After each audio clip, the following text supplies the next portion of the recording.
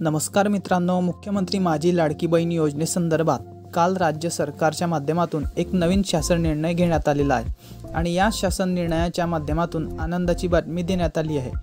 काय ती बातमी असणार आहे याबद्दलची माहिती आपण या व्हिडिओमध्ये बघणार आहोत। त्यासाठी व्हिडिओ शेवटपर्यंत बघा व चॅनलवरती नवीन आलेले असाल तर असाच महत्त्वाच्या माहितीसाठी चॅनलला सबस्क्राइब करून ठेवा।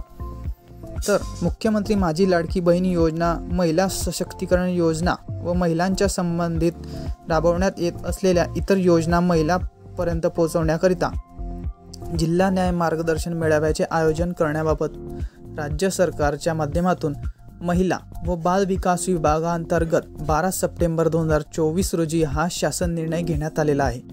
आतापर्यंत हे जे सर्व पैसे आहेत ते मेळाव्याच्या अंतर्गतच ट्रान्सफर करण्यात आलेले आहेत।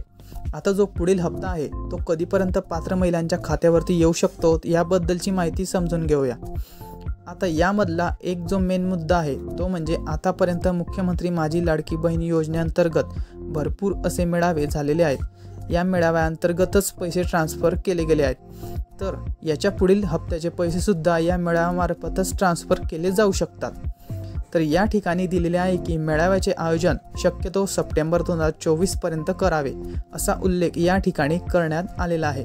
म्हणजे सप्टेंबर अखेरपर्यंत हे मेळावे घेतले जाणार आहेत। सप्टेंबर अखेरपर्यंत कोणत्या तरी एखाद्या मेळाव्यामध्ये जो मुख्यमंत्री माझी लाडकी बहीण योजनेचा जो पुढील हप्ता आहे तो ट्रान्सफर केला जाऊ शकतो।